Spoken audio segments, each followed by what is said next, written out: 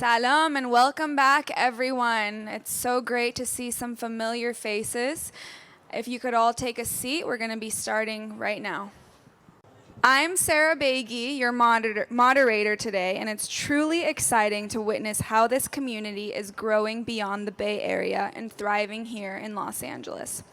Our mission remains as powerful as ever, to uplift one another, foster meaningful collaboration, and connect our Persian community to the forefront of tech, AI, and innovation. Today is another chance for us to deepen those connections, gain insights from experts, and explore groundbreaking ideas from within our own community. Each one of you is part of something bigger, a network to build support, connect, and grow together. I want to extend a special thank you to Rahim, Mohammad Reza, and Omid, whose continuous support has made this event possible. We've come so far, and I know there's much more ahead as we continue to shape the future together.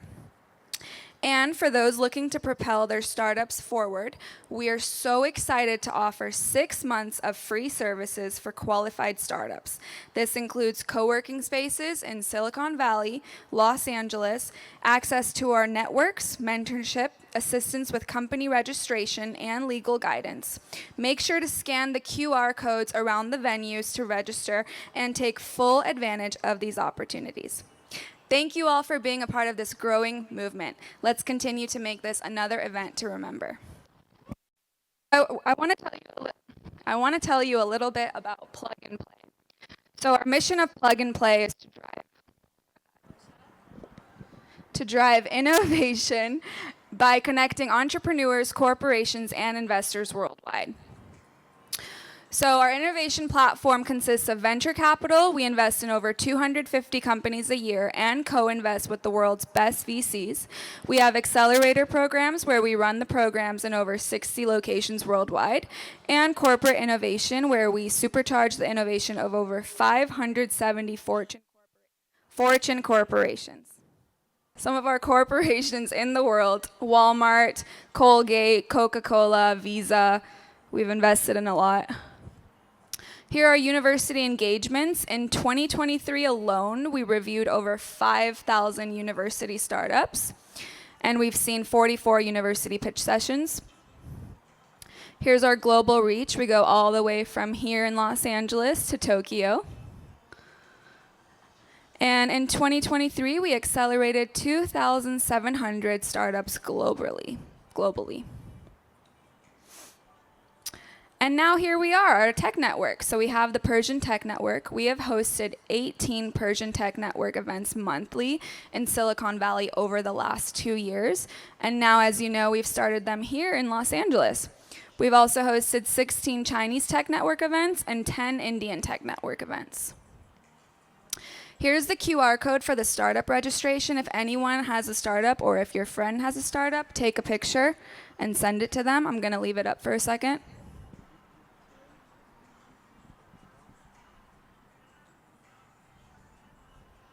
Got it? Okay. And get in touch. You can take our emails. It's Mohammad Reza, Omid, and I. Those are our emails. If you have a startup or if you want to talk about an idea, feel free to shoot us an email and we can go from there. Okay, let's bring out what you've been waiting for, our talented panel. I would like to announce مهدی سلطان کتابی بازم دوباره اسما سختمه عین اون دفعه شهریار افشار عرس شیخی and کیان آران. Please join me in giving them a warm welcome to the stage. خب خوش اومدین. Okay, everyone, so we're going to do a quick introduction just so our audience can know who you are. First of all, thank you for being here today. We're so excited to have you. So question number 1, give a quick introduction of yourself. Where do you work? What's your background? Okay. So I'm Associate Professor of ECE, CS, and ISE at USC. My research, I started from sort of a statistical background. I develop, now it's more focused on AI, ML, data science more broadly. I focus a lot these days on AI reliability, safety. I also do a lot of things in healthcare, medicine, and AI for sciences. Very cool. Thank you.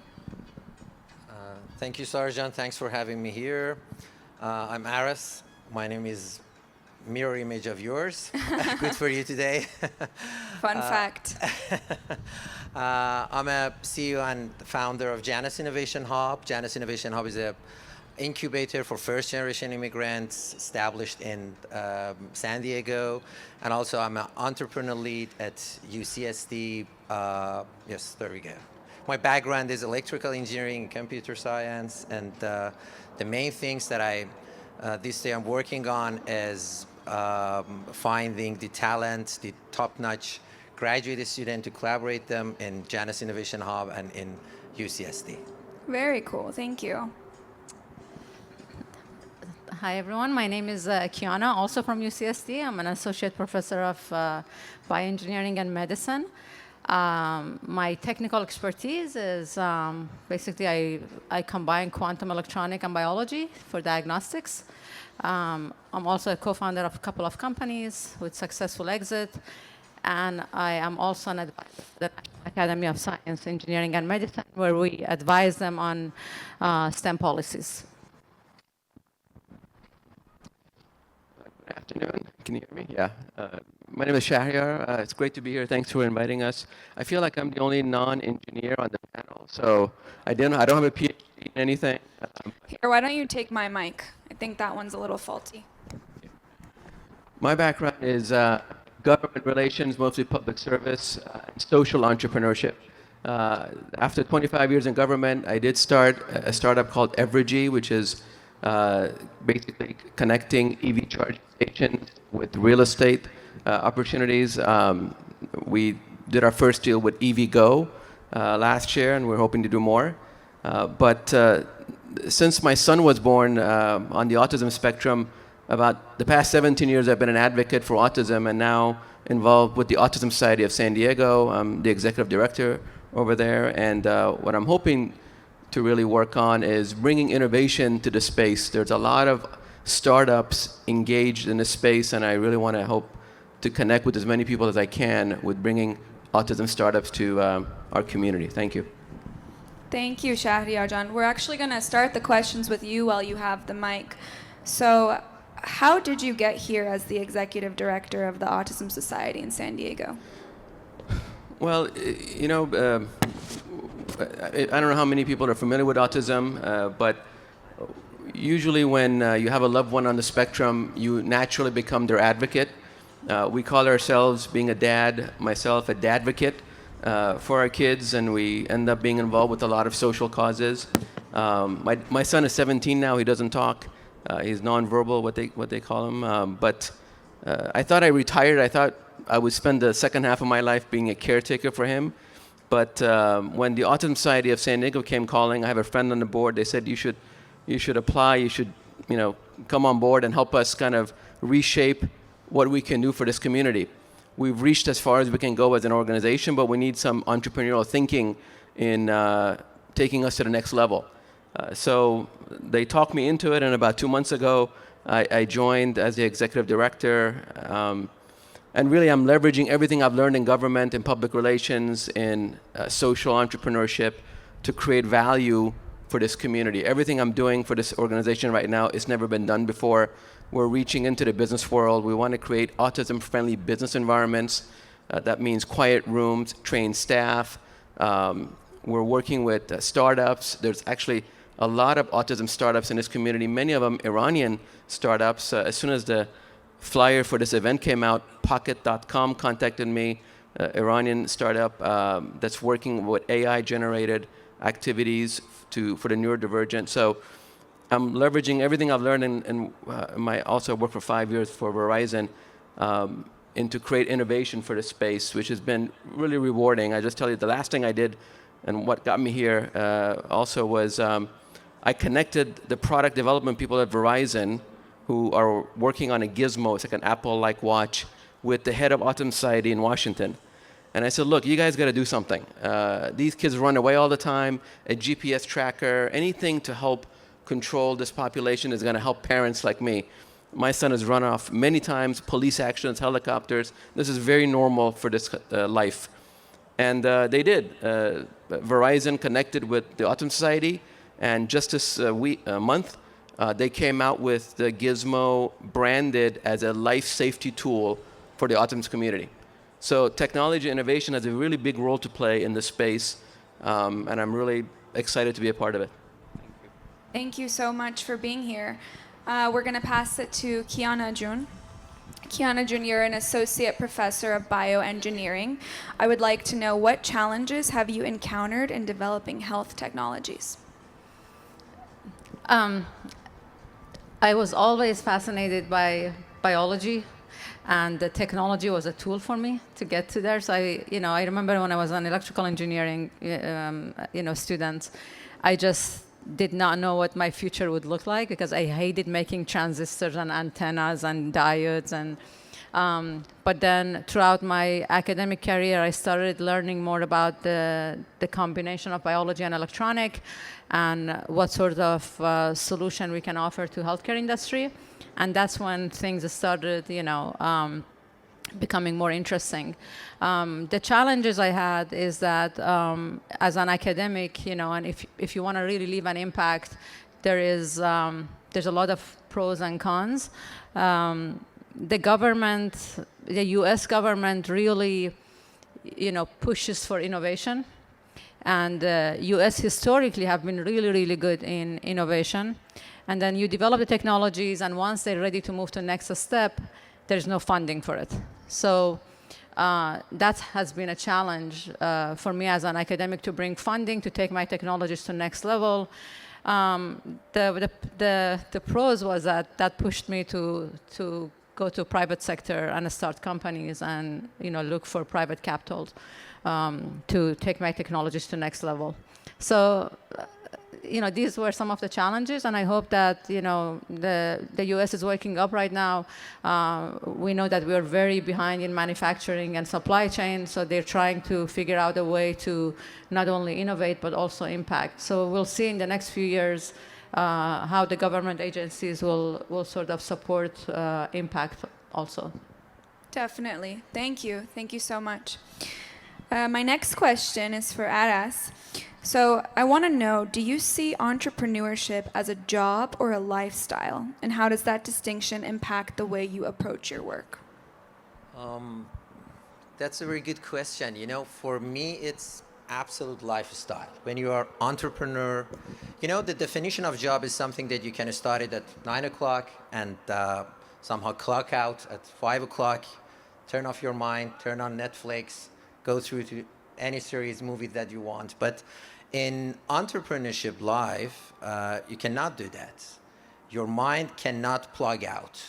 You work all the time for resolving the problem. You should be solution oriented, you should be problem centric, and think about the issue that you want to solve. If you want to be someone that make an impact for people's life and for somehow make the people life easier, less complex, then you have to think about it all the time. It's not something that you can let it go and turn it off and go for the other job. So yes, it's absolute lifestyle for me. For example, if I want to divide my life into 3 chapters, just in 2 minutes, let me review it. The first, I was a faculty member in Iran in Sharif University. After that, I was in charge of developing an entrepreneurship center out of campus in Sharif, and we nestled more than 25 startups. That was great opportunity for me to collaborate with different startups there, and as a co-founder, as a mentor, or as an advisor there. After that, I had to move to Dubai. And one of the first angel investor here is Dr. Saif. He's in here. He's our first angel investor in Dubai. He helped a lot, and we raised funds through that. We went to Dubai and established our company in crypto and blockchains. After that, I had to move to Australia, live there for 3.5 years, back and forth to Canada for a startup company that we developed. around the AI and machine learning application in predictive maintenance, and in Australia working on early wildfire detection system by deploying AI machine learning techniques. So you can understand that this is some kind of lifestyle. You have to change your place, you have to change your living space, because you need resource and you have to go for it. And now, yeah, I'm landing in San Diego, and you know, 3 of these people in this panel from San Diego, so Rahim could extend their service into San Diego as well. I was born in San Diego as well, Oh, so really? I'm with you. Good for you. Thank you. Hi, Mahdi-Jan, how are you? Good. I have to redeem myself and pronounce your last name correctly because it's very important to me, so I'm going to try it again. Sultanul Ketabi. No, Please tell me. No. Go ahead. It's Sultan al-Kotabi. Sultanul Kotabi. Yeah. Okay, good. See, I was born here, but it's important that I speak Farsi correctly. As a Persian community, we have to know our culture. So now I have a question for you. How do you approach ethical decision making in AI development, especially concerning issues like bias and privacy? Yeah, I think that's a tricky question. There's kind of multiple facets when you're trying to avoid bias in AI. I think what is really important is maybe the data collection. When you're trying to gather data, you have to be careful that you cover different variety of people, variety of conditions, and so on. So diversity of data, I would say, is very important. It's also quite important to have a diverse set of stakeholders, right? You know, people that are employed in your company. So you don't have any blind spots. You kind of cover all of your basics. You know, so that's another one that is important. And then when it comes to privacy, I think that is also a very tricky balance because on the one hand, we know that modern AI ML, you need a lot of data, and as we just discussed, you need a lot of diverse data, but you have to also figure out ways to not infringe on you know, personal things, right, like sensitive data, healthcare, you know, and things of that sort. And yeah, it's I think basically you have to think about every step very carefully and make good decisions. Very good. And I'm also going to ask you your second question while you have the mic. I want to know, in your view, what are the most promising positive impacts AI could have on society? And what are the most significant risks or unintended consequences we should be wary of? Yeah. So I'm actually like, I've been in the AI ML space now for almost like 12 years. Since the very beginning of this new wave. So I'm actually quite excited about the opportunities that is going to happen in the next few years. I think we will finally see a lot of exciting things happen in healthcare actually. So that's one, things like drug discovery. And by the way, in this space, all you need is one good drug, right? Like so, and then the investment is completely worth it. So that's one space. I think in scientific discovery, there's really a lot of exciting things happening. So that is so healthcare science, I think, will be completely transformed. You know, like there are a lot of mundane tasks in a lot of jobs, like including healthcare, that I think AI can easily handle. But the challenges are also significant. You know, like there is challenges with data leakage. I think we will move to a world where a lot of the interfaces will be controlled by large language models. And the difficulty with that is, like, you can imagine you could almost speak to your car, to your refrigerator, everything like that. I think this is happening. But unfortunately, these systems are also very brittle. So you can also break them very easily. And you know, even external bad actors can break them very easily. And I think one of the biggest challenges we will face in the next few years is how do we actually figure out how to use these very nice interfaces, but also make sure that no one can break into them. So, absolutely. Thank you so much. Okay, I asked John, back to San Diego. Why did you choose San Diego to follow your entrepreneurial journey? That's a very good question. I think that the other panelists can help in this question as well. But for me, the environment of San Diego is really something else. It's totally different. San Diego is a third place in density of startups. They're very kind. The people in this ecosystem are very kind and supportive. I got a tremendous support from UCSD. I really appreciate them. From Connect as a nonprofit organization over there, and Startup San Diego as well. They help you, they shore up your business all the time. They try to somehow increase your connections over there. They learn you how you can connect to resources. And for me, San Diego is really somewhere else. The attitude of people who works in startup ecosystems are different, and the UCSD, University of California, San Diego, support me a lot when I decided to launch my dream, which is Janus Innovation Hub, to support first generation immigrant. At the first time when I triggered this opportunity with them, when I exposed this opportunity with them, they really appreciate it. They give my back and support me a lot. And this is the something, how can I put this? This is some kind of a cuddle approach, I can call it. They hug you, they support you all the time, and that's the things that make San Diego somewhere different. Thank you. Absolutely. Thank you so much.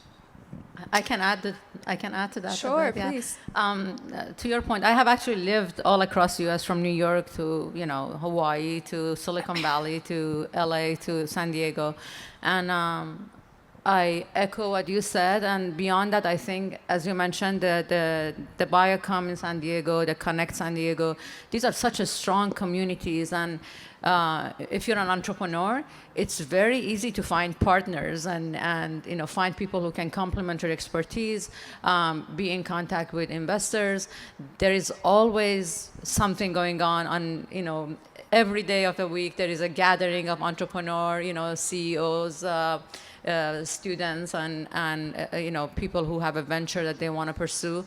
And it's just an amazing community, and it's not competitive, so people are not competing with each other. Everyone wants to help you. Everyone wants you to succeed. And this is something very unique that you don't see in a lot of places. So I live in San Diego during the weekdays, but on the weekend, I'm back in LA because because LA is where all the happenings are. So It's true. I did that for a while too. Well, which brings me actually now. You talked a lot about San Diego, but what advice would you give to other researchers who aim to translate their scientific work into commercial applications? So that's a really good question. If you want to follow the common academic route where you publish and perish and you sort of create technologies, and after you publish them or you get a funding for them, then they're sort of dead, then just follow that and you'll be a successful academic and you get your tenure and you have a job until you die. So that's one thing.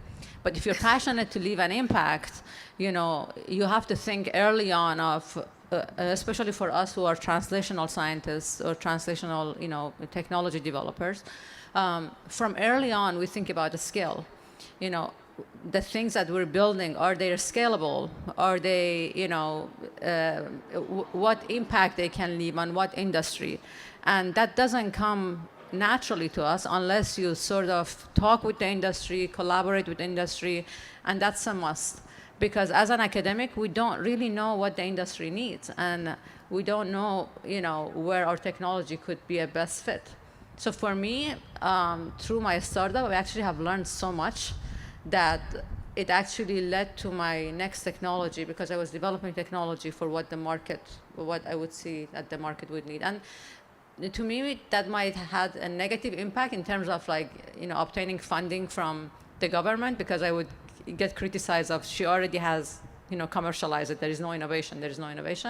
But on the other hand, when I see the impact of my technology, when I see the technologies are being used by other researchers, other industry, that makes me really happy. It gives me the drive to wake up in the morning and think about the next thing to develop. So it's really, I think it's the personality. Some people likes to be just an academic and teach and follow the normal academic life. But if you really want to leave an impact, think early on as you're developing technologies, where the impact would be and how can you scale the technology that you're developing. Absolutely. Thank you so much. Shahriar John, your story about being a dadvocate is very inspiring, and I would like to know kind of more into that part. Why should a startup focus on innovating in the autism space? Well, the good news is a lot of them have already. In fact, I was just going to mention 3 startups that just in the past, I've known for a while, but I wanted to mention because they're all AI related, that we're beginning to work with. One of them is called Pocket.com. Vahid, I forget his last name, he called me as soon as he saw the flyer for this. He's been working on neurodivergent applications for over 20 years. And he's not as far as I can tell, he doesn't have a child on the spectrum. So he's doing it because this niche presents a really good market value, and he's been able to capitalize on it. It's pretty amazing. So what Pocket does is it's an AI-driven healthcare management system, as best as I can understand it. I just beginning to look into it. And if anyone has ever cared for a disabled child or a loved one, the healthcare system is really overwhelming. So to be able to have any kind of help, the latest technology to manage the affairs of that person is really a big help to us as tired dads. On weekends, I don't have time to go anywhere. I just really crash. Usually just the energy goes away. But that's Pocket. Another AI-driven startup is Neurolox, we're beginning to work with. Again, resources is so important. Neurolox is an AI-driven resource directory. When a lot of people call us, they need help. They want to find a lawyer, a financial planner. Where do I get my kid more services? There's so much you need to do to take care of these kids and adults eventually. It's really overwhelming. It's exhausting. Neurolox is an AI-driven resource directory where I would have to literally have my staff look through a phone book or call people. The AI system produces regionally by zip code the resources that person needs on the spot. So it's pretty amazing in what they are able to do. Now these are for, I would say, low-functioning individuals, but for high-functioning people that are able to work and manage society, there's another AI-driven startup that I just became in contact with, which helps autistic people drive. Driving is a stressful environment for ordinary people. When you're autistic, the sensory overload, the anxiety, the multiple issues that you got to keep track of is overwhelming.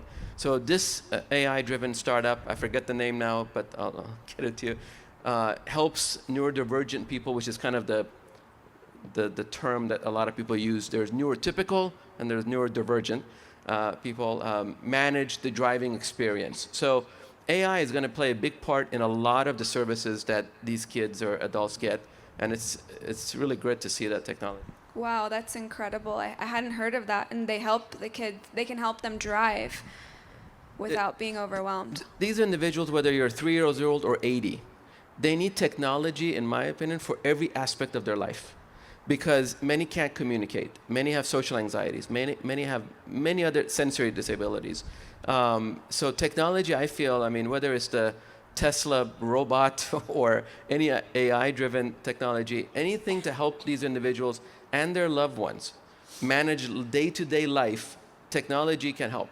So that's why I feel like, and I think one reason I'm here is, I feel technology can play a big role for the lifespan of an individual, not just one aspect.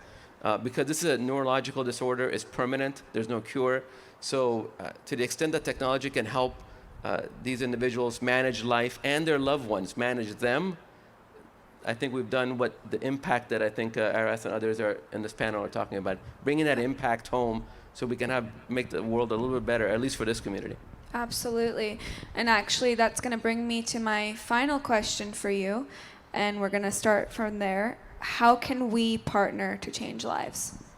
I think one reason, and I'm happy to be here and talk to as many people that are willing to listen, is when you look at, let's say, your core competency, whatever your business idea or whether biology or technology or engineering is, look at what you can do for this community. I always tell people where there's a gap, there's a niche, right? There's a startup niche that you can capitalize on. So whatever your invention is or your idea is, certainly you can run it by me. I'm happy to work with you. One of the things we want to do is create kind of a informal autism startup incubator in San Diego, and we have so much support there with Aras and friends that I'm not worried. I know we're going to be able to make a meaningful impact. So whatever ideas you have, I would love to talk with you. I would love to hear from you. And if we can leverage plug and play and all the resources that you guys have, that would be really impactful. And I'll just tell you, a lot of people come to me, businesses, big companies, they want to have more impact in the community. It's not enough to make money. As I don't know who said it, but profit alone is not enough to enter into business. It must have some redeeming quality to make life better, as I think you've heard from this panel. And being able to help this community and partner with as many different people, however small the idea is, I would love to hear from you and connect you with the autism community. And I have friends from San Diego to Washington, and I'll just tell you, we're not alone in this field. The head of the Vanderbilt University Autism Innovation Center is another Iranian, Keyvan Stason, his last name is German. He's an autism dad like me, and we're all channeling what we can do. I'm doing this because this is what I can do. I'm a government guy. I know how to network with public agencies. He's a rocket scientist in Vanderbilt, and he's just like me, an autism dad. And he started that innovation center, kind of like Aras, and to help with startups. He's connected me with so many startups, the driving app. There's another startup that helps neurodivergent people find jobs, like Indeed. So because that type of job, those people, lots of those high-functioning people need to work. Many of them are underemployed. So some of them only can manage simple jobs to like cleaning up in an environment. Others work with engineering firms. So a lot of big companies have adopted neurodivergent employee resource centers to make sure they're able to help that particular part of the community grow. So we're not alone in this. We have a lot of, whether you're Iranian or not, a lot of friends around the country that can help at a very high level. So we won't be starting from scratch. We'll be starting running. So beautiful. Thank you so much. Kiana Jen, I have my final question for you, and I personally am very interested in this answer. What do you consider the most promising technologies or research developments currently shaping the future of aging? Yes. So probably asking me this question because I just started the Center for Technologies for Healthy Aging. I think the three areas, I would say. AI is one of them. Emerging material from microelectronics and synthetic biology. So these three technologies are so powerful, and I tell you why. I think the future would be you'll have a companion robot walking in your house, asking you about how you feel, taking your sample, doing the blood tests and analysis and diagnostic right there, feeding you your medication, calling your doctor, making sure that you're healthy. And we're gonna start with aging population, and then hopefully in next future generation we'll have a companion human living with them in their homes, taking care of them. So we actually already started a program at UCSD. Aras, you may not know about it, but then a couple of departments are collaborating with each other towards this type of technologies. The area of synthetic biology, there is, when you think about an NVIDIA chip, and when you think about robots that have so much function, and you can talk with it and the robot will respond in real time and testing in real time, you will need significant number of chips to be able to have a capacity of a human brain. Probably a building, as the building behind us, filled with chips, would be able to potentially perform as a human brain. But then when you think about a neuron in the brain, you're like, how does this neuron, do all of this function? The limited number of neurons in our brain, they require very minimum amount of energy, and they can do all of this function. They don't need, they can actually train themselves. How can we achieve that? So when you think about nature have developed these amazing technologies over billions of years, and I'm talking about evolution. Over billions of years, we have developed this, amazing capacity to function and to do this sort of, activities. Now, with technology, we have learned so much about biology that we can engineer biology. So that's synthetic biology. We have learned so much that we can make a protein functions exactly as, the natural version of it, and even better, because now with AI, we understand different functional group in a protein. We can modify them to work better, faster. And when you think about the future will be human-made technologies in collaboration with natural technologies that are made by human, and together, we can build the next generation of technologies that way surpass the technologies that we have today and surpass the evolution much faster. And we can do that much faster because we have AI, so we can learn much faster and implement these technologies much faster. So I'm super excited about the future where, these three type of technologies, I want to call them like exponential. They are in exponential growth. And by this combination, we can create technologies that can really monitor our health, generate therapies that are amazing, and that will lead to us having a healthier life. When we talk about improving aging, it's not necessarily having a longer life, but having a healthier life where we don't get sick and we don't get Alzheimer and diseases and things like that. That's amazing. I'm looking forward to seeing what happens in the near future. I'd like to go to my next and last question. Anas John, what advice would you give to aspiring entrepreneurs who are just starting their journey, especially when it comes to balancing the demands of entrepreneurship with their personal lives? This is a question that I came up with in different panels, but if I want to give you look at this question from different perspective, I can say that the entrepreneurs should be artists as well. I mean, any entrepreneurs can invent something new in themselves to understand how they can have a better fun, have a better some kind of entertainment for themselves. So try to invent something new in yourself. Burnout is something real. If you just work and be workaholic, at the end of the day, you will burn out and black out. So you need to help yourself. You need to be kind with yourself and try to make some breathe for yourself with practicing any kind of sport, or maybe for sure you have to have a therapy for yourself, talk with your therapist and share your concern with them. Your peer group, it's very important. You need to have a top-notch peer group and understand how they can discharge their pressure over their shoulder. And yes, getting to know how you can plug out for a while. It's very important for you. So some people maybe with stargazing, the other with bird watching. It depends on you, but you have to invent this in your side. Every people have a different prescription, and you have to learn it from your inner voice. You have to learn it from your dynamics, and find out how you can discharge your pressure much better. Where would you recommend finding those peer groups that you're talking about? Yeah, plug and play.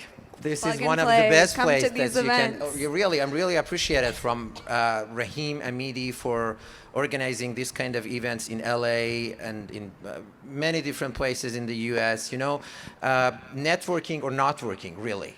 If you're looking for the for the resource, you need to explore, you need to sniff around to find the resources. And one of the best place for me to connect the people that I'm looking for is conferences, events. And networking is not just an event. This is some kind of process.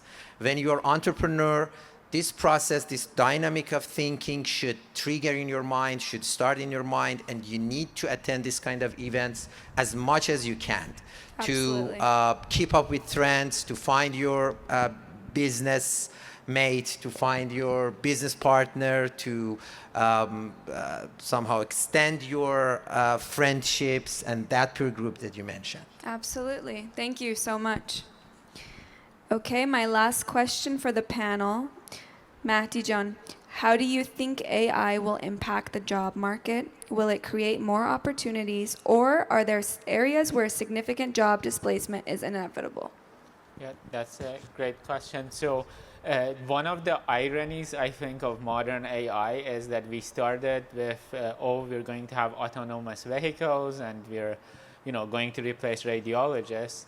But one of the ironies of the past few years has been that I think white-collar workers will be affected more, right? You can think of jobs in insurance, law, even software development to some extent, right? So I think there will be a lot of job displacement, but on the other hand, I do also think there will be a lot of new jobs created, especially surrounding machine learning, data, right? I think data collection, there will be a lot of new opportunities that we can't even think about right now. So yeah, there will be some job losses, but then as long as people are agile, I think there will be even more opportunities.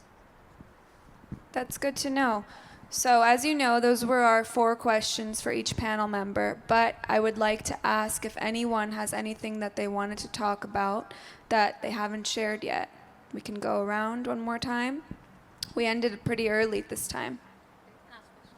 Does anyone have questions for our panelists? Right there in the blue blazer. The mic. Let's get her a mic.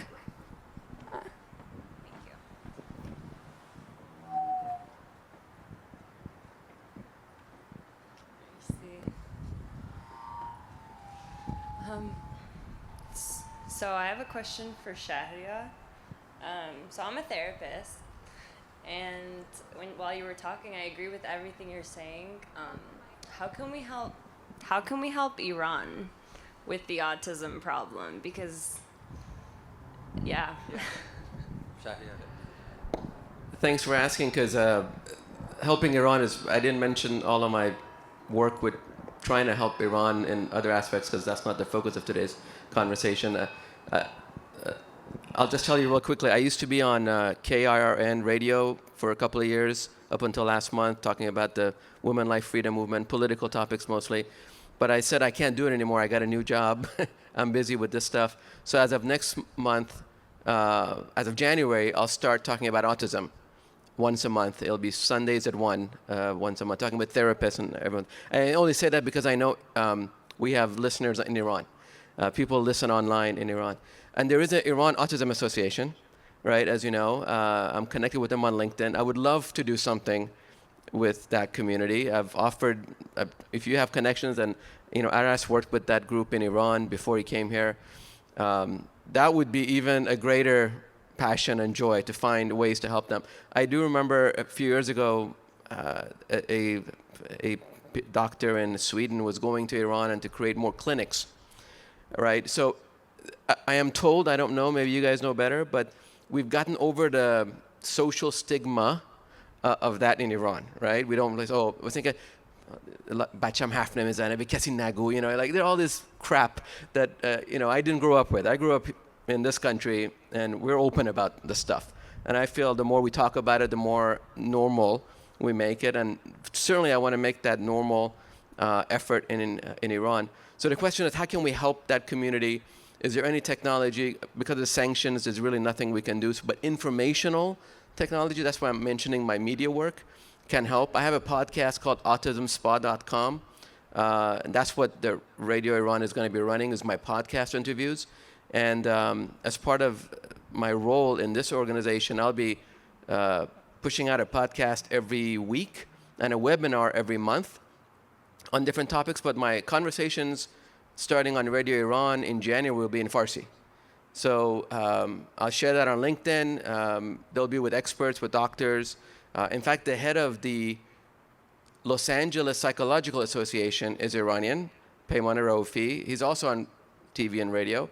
So we may partner together to bring some of that knowledge in Farsi to Iran. That's all we can do because of the sanctions, but believe me, I would love to just drop everything and just do that as my real passion. Thank you.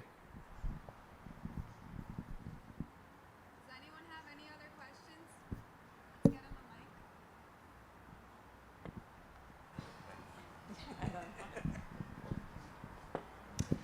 a mic. Hello, I'm Felipe. So my question is directed to Kiana. Your anti-aging research is really interesting, and I'm wondering, what's your opinion when it comes to, as we increase our health spans, what would that mean in terms of career? I met someone here today that has 7 degrees, for example. Do you think that we'll see more, erudites in society? You think we'll see more political stability, perhaps, as Albert Einstein's don't die off so early, perhaps? What's your take? That's a really good question. So I think even if we don't get to a place where we live for 120 years, the advancement of technology is so fast right now that people have to constantly train and retrain themselves to be able to live in a society where you have multiple different generations. In the past we had Gen Z, Gen X, but that were changing every 15 years. Now that generations are changing every 5 years because of the advancement in technology. So I think that's one aspect of it, that we constantly have to, it doesn't matter if we're 20, if you're 30, if you're 50, if you're 70, if you're 80, you constantly have to make sure that you're learning and learning again. And one of the questions that was brought up here is that what is the future of workforce with AI and who's going to lose their job? I think we're all going to lose our job if we don't adapt by learning and using AI. We have to learn how to use AI. It doesn't matter in which industry we are, if it's in a, if we're working in a shop or if we're in academia or every industry, we need to start using AI and training, getting trained, because at the end of the day, these machines are getting orders from us. So I think it's us that we have to train ourselves. I don't know if I answered your question, but to me, it's as the lifespan of human extends, our technologies, to have a healthier life will also be there. That means that we're going to see less Alzheimer, less, neurological diseases, and that will allow people to continuously be in the phase where they are active, they're productive, they're learning, and these are the things. This is how I see it. It's not about.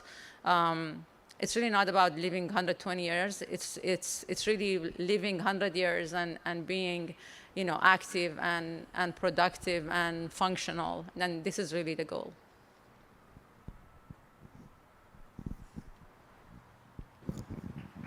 Does anyone have any other questions? Oh, right there in the front.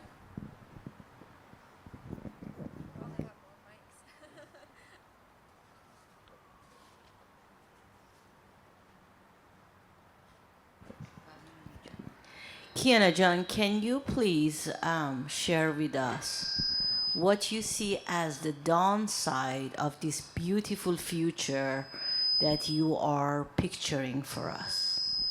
Yes. I think the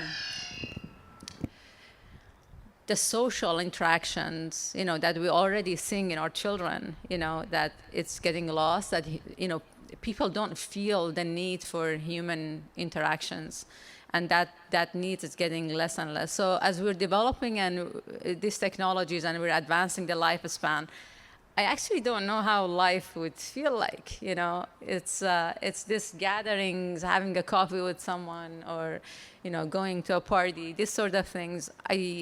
I feel like it'll be very different in the future, and this is the thing, and it's not necessarily, a bad thing, because it's difficult for us to, envision that future. It might be easier for our children to envision a future like that. But to me, envisioning that future is a bit difficult, so I don't want to be a part of that. So these are the things that I feel like, as machines become more advanced and we have machine companions, I think these are the things that might be lost. I don't know, Aras, these guys are more I just want to add something to at the end of this panel to the audience. If you want to keep up with trends, trends, you have to make these trends. You have to be a contributor of that. And if you want to, about the lifestyle and job, that question, I think that this is the cross of this question with that you said. But when you want to follow some trends, you can be a good employee. But if you want to be a good entrepreneur, you need to make that trends. And the other things that I can add to the end of this panel is, if you would like to be entrepreneur, the best time for being that is now. You know what I'm saying? Next week is now again. Next month is now again. If you are an entrepreneur and if you have a DNA for creating something for people, for making an impact in the world, the best time to do that is now.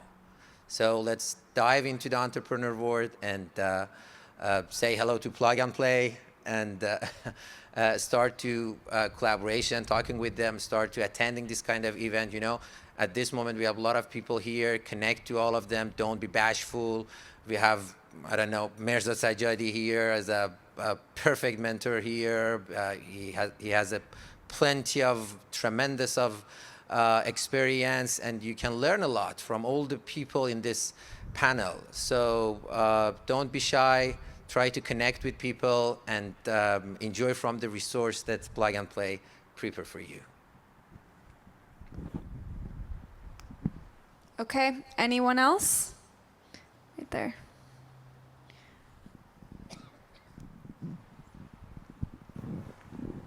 So I have a question for Mahdi about robustness and trustworthiness in AI. How do you see AI startups in terms of robustness and trustworthiness? Do they truly care about building an AI application which is uncertainty aware, or they don't actually? Well, yeah, that's a great question. I think, is your question that do they actually care about it? Yeah. So I think some do, right? Like there's actually a pretty large community in Silicon Valley which is very much concerned with AI safety. So there's a lot of nonprofits. So I do think some of them genuinely do, but I do think we also need some regulation sometimes to make sure that this happens. So I think there is a lot of discussion that we may need AI certificates of safety. And so I would say there will actually likely be a lot of companies that will start working on that, which is like AI reliability, but providing safety guarantees for other companies. One good example of this was like one of the companies that Cisco bought recently for actually a very large sum. It was centered on this idea of robust AI in their kind of security pipeline. So.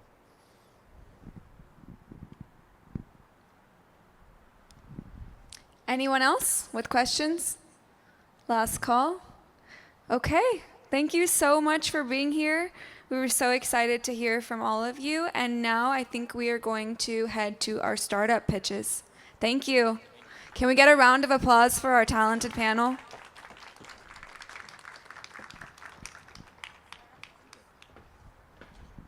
Okay, I would like to bring up Hadi Haydari from Tunepact. Please give him a round of applause. Hello, everyone. This is Hadi, and thanks so much from Amidi Group and Plug and Play to giving us this chance, gather together and doing networking. Okay, Tunepact is an AI-powered marketing assistant that equips musicians with tools equipped by Tuni. Tuni is the marketing assistant that manage, simplified, and the manage and simplify the marketing assistant for the musicians. Let's jump to the problem. So first of all, musician right now, let's start with the story. So how many of you know that how many musicians live in the LA right now? So do you have any idea how many people, how many independent musicians live in LA? Just a question. 1,000, 2,000? No? Thanks for your answer. 150,000 musicians live in LA, and how many of them you have heard of, like 10, 20, 50? 5, 10, right? What's the issue why we haven't heard of all of them or most majority of them? So I can answer that. The answer is marketing. Most of the musicians, especially independent musicians, have to take care of all the aspects of their music journey, especially marketing. And in this journey, they have three major issues. The first issue is that, first of all, the music market is really crowded, and getting noticed in this music market is really difficult. And the second one is that they have to take care of every single thing in their marketing section, like creating content on social media, and also managing those and making sure those contents, and they have a strategy. But most of the time, the musicians are musicians. They are not marketing experts. And the other thing is pretty expensive.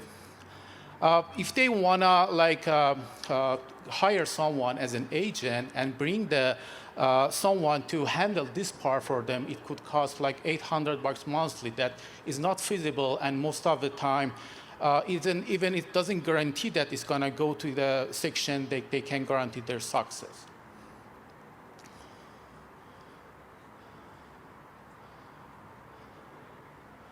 Okay, and how we can resolve this issue? So I think it's the presentation is a little old, but I get into the solution that right now we are building. So what we are going to do, we are bringing AI virtual assistant as a tool to manage all the aspects of their job. But what's important is that when we figure it out, bringing tool is not good enough for the musician, because they have no idea how to use it. They are not music-minded, marketing-minded, and they need personalized, market-savvy assistant to make sure we follow all the things that they need on their marketing journey. And then we call our marketing assistant Tuny. Tuny is a personalized marketing assistant that helps them on this journey to creating a marketing strategy, marketing planner. For example, the musician brings the songs, it analyzes the song, and based on the information that provides, it can create some marketing planner. For example, do this, that, and that. For example, for Monday, you create some teasers on your social media. These are the hashtags, these are the contents need to provide. And the other thing is that these marketing planner needs to be actionable and trackable. Actionable, first of all, it's necessary because we need to push the musician to their job properly, and trackable, making sure our AI assistant works properly, as well as seeking the progress of the musician's journey. And finally, it brings insight. The musician and every single song has different audiences. We need to identify who are going to listen to this music, who are the audiences out there, which countries, what are the behavioral of that audiences, what are the interests of that audiences. Okay, about the traction. So our beta version have been tested by 20 musicians so far and help us to refine it. Also 55 musicians on the waiting list. 2,800 musicians follow us on the marketing platform without doing any advertisement. And we have been working with music companies which are eager to bring their musicians for the marketing section, as well as the advertising or services.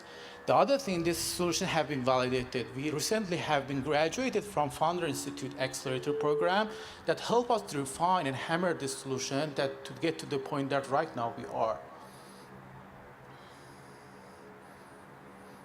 Okay, the revenue stream, or 80% of revenue stream center around subscription base, and 10 to 20% we rely on the advertisement, but our focus point is the subscription. The first one, that is the basic model, gives free access to the musicians to get essential services that they need and get to the point using our professional service. On the professional service, they have unlimited access to the tuning, on the planners, and the dashboard, and integration on social media. And the other one is the having access to the premium level. The premium one is designed for the busy musician. So imagine you have 10,000, 20,000 followers on Instagram. So they send you messages and DMs every day. You need to keep up with them. So what will the solution?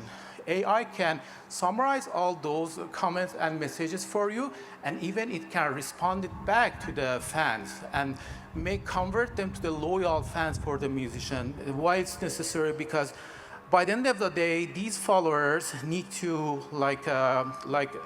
buy the merchandise or buy the tickets, and it's important to have the fan management service for every single independent musician.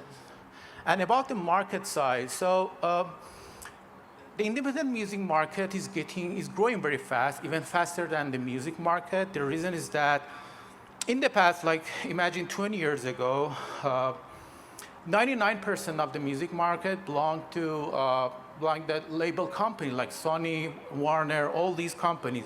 But the streaming services and social media changing the game. Right now, 70% of the market belongs to these companies, and 30% belongs to the independent musician. That is $12 billion. And we are going to capture $7 billion. That's our target market, focusing on North America and Europe first. That's almost 60% of musicians there. And from there, aim to capture 36 million in 3 years. So we are not alone in this market.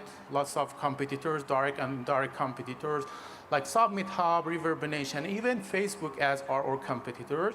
What stands out from these companies is that we are AI-driven. We bring AI-driven insights as well as DIY marketing tools, and also fan engagement that's missing on this platform too. And the other thing, okay, go-to-market. How are we going to start with the go-to-market? So first of all, we should know who are our audiences, who going to come and buy our services. Musicians age 18 to 40 who eager to market their song, at least have 1,000 listeners on Spotify, 1,000 followers on Instagram. It means they are getting something from music industry, and also open for technology and AI. Then for the starting point, we are going to work with partners, bring their musicians, and giving them concierge service and to make credibility and trust. Then going back to the social media and collecting data and converting to the qualified leads, and from there, turning to the customers for our platform. And working with the PRs, and these are something that for the next step for scaling up. Our team, myself, Hadi, with 15 years of experience as an IT engineer and master's in IT and bachelor in electronics from Polytechnic University, DJ and vlogger, and also had a successful exit from my previous company. And Cindy brings 30 years of experience as a music manager and singer-songwriter. And we are raising $850K. It's for all the presentation. $850K to get to the point to $50K MRR, and getting ready for the seed round in 18 months. It means on 18 months we're gonna get to 2,100 paid users. And thank you so much for attention. If you have any question, I would like to know. Otherwise, we are hiring marketing associates as well as AI developers. Please let me know. Thank you so much. Thank you, Hadi. Can I have the clicker too? Thanks. Okay, the next startup I'd like to announce is Token Trail. Please Please give her a warm welcome. So let me ask it again. How many of you guys remember every details on the ads that you saw on your way here today? Nobody? Thank you so much. And if you do remember a little details on the ads, will you actually take any actions if you need that product or service? Probably not. For example, if you get into an accident, will you go to bettercallsaul.com and ask for the injury lawyer? Probably not. The problem is most of ads these days are static. They are uninspiring. They do not engage us. They do not pull us in. They just make a one-way connection with us, which is like a one-sided love that never leads to anything, no matter how much effort you put into that. But imagine this. If the character in those ads become alive, take your hand and take you and lead you in the middle of an exciting story. What if an ad could actually become something personal, engaging, interactive, rather than something that you can easily ignore? That's what Token Trail does. Hi, I am Nasaran Ashuri, co-founder of Token Trail, and we are here to change the way brands interact with their audiences. Now imagine this. You are walking through the Westfield Mall, your phone buzzes, and suddenly you are in the middle of the Lord of the Rings story with Frodo Baggins behind you. With Frodo Baggins behind you, asking you to help him to find that stolen ring in the Westfield Mall. Following the clues using your phone, you find the ring on the top of a new design Nike shoes, and you get rewarded for that. And here's the important part. That reward isn't just for show. You can actually use it to get immediate discount on your favorite Nike product, or save it up later and use it with other rewards to buy that real ring for your beautiful fiance. Token Trail offers fully gamified, immersive, and campaigns and AR scavenger hunts that aren't just ads. They are experiences. We are going to turn marketing into something that most people want to be the part of, not something that everybody is running away from.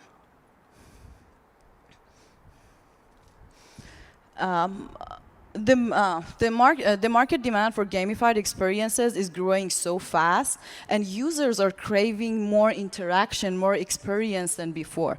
That's why businesses are seeking new and innovative ways to transform that passive engagement into some active participation. Token Trail capitalizes on this trend with offering a real-world video game-like platform that makes a more meaningful connection between the brands and the businesses. Our main market includes shopping malls, conferences, retails, as well as emerging spaces like crypto ads and blockchain ads and crypto airdrops. Sorry.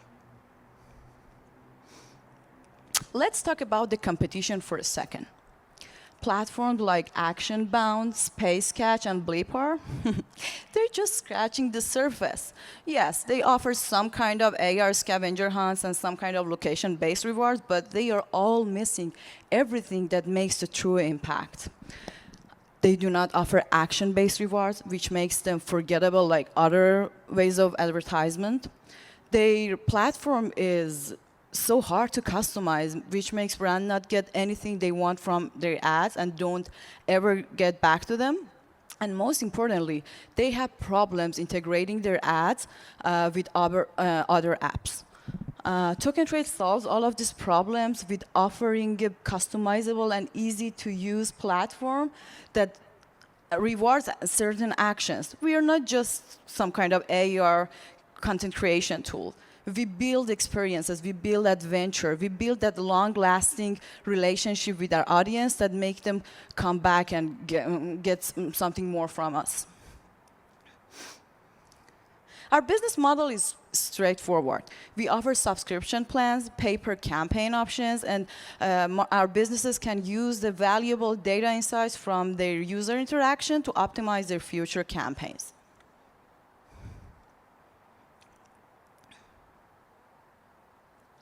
Currently, we are in the exciting phase of customer discovery, refining our understanding of what businesses want most from this gamified experience. We are actually raising funds to deliver our MVP in 6 months, and we are looking for business partnerships and advisors who are expert in gamified experience design.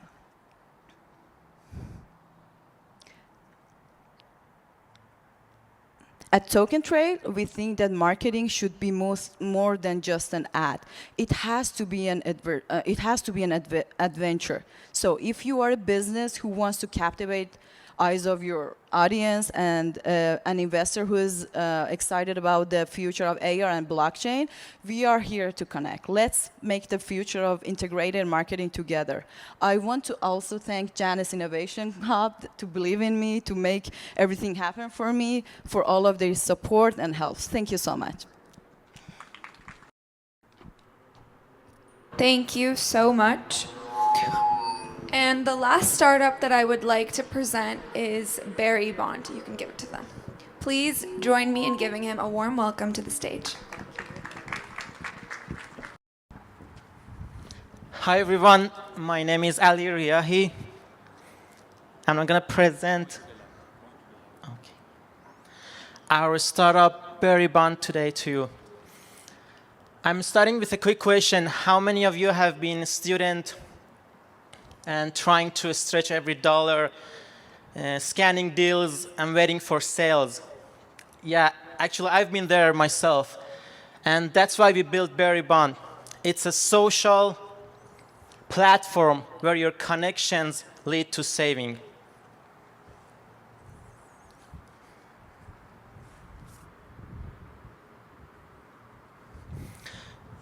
So many companies are willing to offer great discounts to group purchasing, bulk purchasing, and to just keep their customers loyal. And on the other side, there are a lot of customers who are willing to get those special discounts. But the problem is that there isn't any platform where they can build and form their family plan and their discount groups to take advantage of these special discounts. And none of the current discount platforms are offering this opportunity to the customers. So Barry Bond fills this gap by offering, basically we are creating a vibrant community for the customers who can easily and quickly build your family plan and discount groups in our application, and unlock the special discounts that were unreachable before with solo purchasing. So basically, the advantage for businesses is clear. The businesses can increase their customer count and make their occasional customers into a frequent buyer, and we are opening up a new level of loyalty for the businesses, basically. And on the customer side, they're enjoying a special discount by forming their loyalty and teaming up with their friends and family members. So basically, it's a win-win thing. We are increasing the traffic flow of the customers to businesses, and we are helping the customers to unlock some deeper discounts. The opportunity is huge. We are targeting sectors in entertainment, dining, travel, fuel, retail companies, and any market that the supply is much more than the demand, or any business that are struggling to keep their customers loyal, we are there for them. And on the customer side, I've been in student communities for years. Students don't like to buy any product in full price. They want to get a student discount. And guess what? What they are good at it, in teaming up with their friends. They have a huge student community and network which can easily create their family plan, different family plans for different purposes in our application.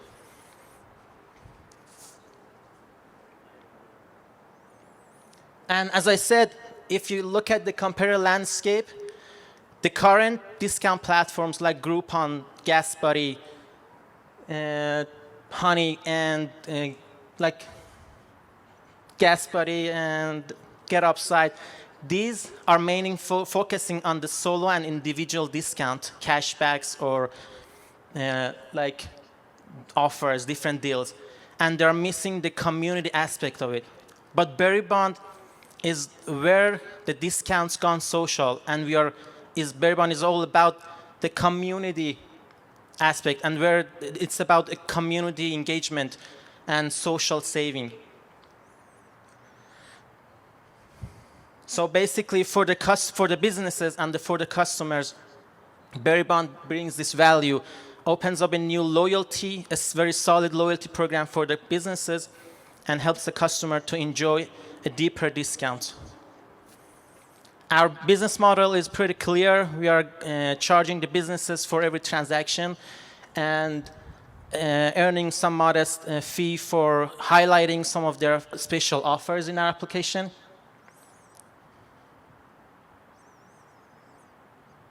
And so the Berry Bond has been growing rapidly from idea to action, and we've been done an extensive market validation and customer discovery, and we are almost done with developing our MVP. And basically the roadmap for the next 3 to 6 months is to launch our MVP, partner with 50 plus local businesses in California and Texas, and engaging 10,000 plus users, active users in application. And we are setting the foundation for a rapid scalability as we move to more major cities. So if you're interested, so in our journey, we are moving forward. If you're interested in making a big change in this market, let's have a chat and have a conversation. Thank you so much for your attention.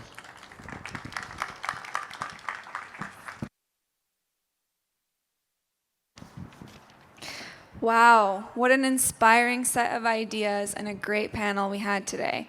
So that's our event. I'd like to say a few things before we wrap up.